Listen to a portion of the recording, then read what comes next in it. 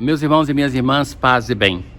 Na antífona desta terça-feira santa, nós assim rezamos. Não me deixeis, Senhor, à mercê de meus adversários, pois contra mim se levantam testemunhas falsas, mas volta-se contra eles a sua iniquidade. Nós vamos cada vez mais nos aprofundando no mistério da paixão, morte e ressurreição do Senhor. Então, hoje, o segundo cântico do servo do Senhor, depois daquele seu chamado vocacional, e nós já escutamos no domingo de Ramos o terceiro dos cânticos. Assim nós escutamos: Nações Marias, ouvi-me, povos distantes, prestai atenção. O Senhor chamou-me antes de eu nascer. Então essa expressão também nós encontramos em Jeremias e no Salmo. O Senhor que chama alguém antes do seu nascimento. Portanto, é uma vocação totalmente gratuita. Nada ele fez ainda para merecer tal vocação. Fez de minha palavra uma espada afiada. E disse-me: Tu és o meu servo Israel, em quem serei glorificado. E eu disse: Trabalhei em vão, gastei minhas forças sem fruto, inutilmente. Ora, aqui aparece a dimensão coletiva deste servo do Senhor. Tu és meu servo Israel. Até aqui, os cânticos, o primeiro cântico e depois o terceiro e o quarto, vai falar da dimensão individual deste que é chamado. Aqui nós temos a dimensão coletiva, mas tem também a frustração deste que vai dizer: trabalhei em vão. O Senhor me fará justiça. Ele sente que não está gastando em vão as suas energias, porque o seu esforço para viver aquilo que o Senhor está chamando, aquilo que o Senhor está determinando, é um esforço que não está produzindo efeito. Disse ele: Não basta seres meu servo para restaurar as tribos de Jacó e conduzir os remanescentes de Israel. Eu te farei luz das nações, para que a minha salvação chegue até os confins da terra. O Senhor vai promover este servo da sua experiência de falência, de sofrimento, que sente que está gastando a sua energia inutilmente porque não está produzindo nada. O Senhor vai dizer: eu não te quero somente como o mensageiro para a casa de Israel, mas eu quero que você seja o meu anunciador para todas as nações. Caríssimos, nesse servo do Senhor nós encontramos o prenúncio da história de Jesus. Nós vemos em Jesus também aquele que não é somente o Salvador de Israel, mas o Salvador de todos os povos. Aquele que vai dar a vida para que todas as nações possam, através da sua doação, ter a salvação. No Salmo 70 de hoje, nós assim rezamos: Eu procuro o meu refúgio em vós, Senhor. Defendei-me e libertai-me. Sede uma rocha protetora para mim. Libertai-me. Em vós confio desde a minha juventude, desde o seio maternal o meu amparo. Se o servo foi chamado pelo Senhor, escolhido desde o seio maternal, então no Salmo nós reconhecemos com esse servo, reconhecemos na história de Jesus e nossa, desde o seio maternal o Senhor é o meu amparo, é o nosso amparo. É Ele que nos protege, que nos salva, é Ele que nos acompanha. Minha boca anunciará todos os dias vossa justiça e vossas graças incontáveis. Vós me ensinaste desde a minha juventude, e até hoje canto as vossas maravilhas. Na aclamação ao Evangelho de hoje: Salve, ó Rei, obediente ao Pai. Vós fostes levado para ser crucificado, como um manso cordeiro é conduzido à matança. Hoje do Evangelho, nós nos encontramos com Jesus que está à mesa com os seus discípulos. É a última ceia, e então nós vamos nos preparando para celebrar a Quinta-feira Santa. E já no texto de hoje, nós encontramos dois momentos determinantes dessa ceia. Jesus está à mesa e, profundamente comovido, ele vai usar pela primeira vez no Evangelho de hoje: em verdade vos digo, um de vós me entregará. Um de vós me entregará. Jesus está à mesa, e isso é uma peculiaridade do modo de Jesus ter dos seus discípulos, porque os discípulos de Jesus não são eles que escolhem o mestre, eles são escolhidos por Jesus. Os rabinos do tempo de Jesus eram escolhidos pelo mestre. os discípulos de Jesus não. Os apóstolos, eles foram escolhidos por Jesus.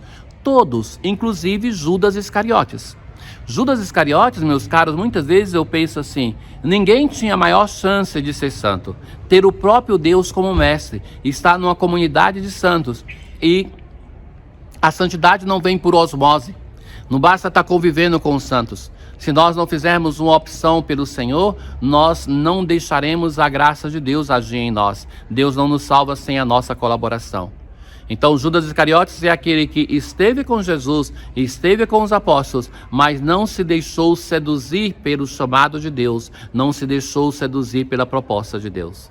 Jesus, muito comovido, com dor, ele vai dizer, um de vós haverá de me trair. Então um discípulo que Jesus amava, que é mencionado pela primeira vez neste evangelho, então a partir daqui vai ser mencionado tantas outras vezes, então ele vai dizer, Senhor, quem é?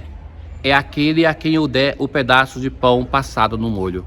Este era um gesto comum em uma ceia, que aquele que convidava, ele dava, molhava o pão na sopa e dava para um convidado, como um gesto de deferência, como um gesto de homenagear aquela pessoa.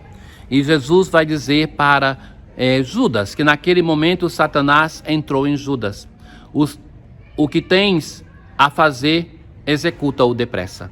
Os apóstolos vão pensar que Jesus está mandando ele cuidar de alguma coisa, já que ele era o tesoureiro do grupo. Então, Judas sai imediatamente.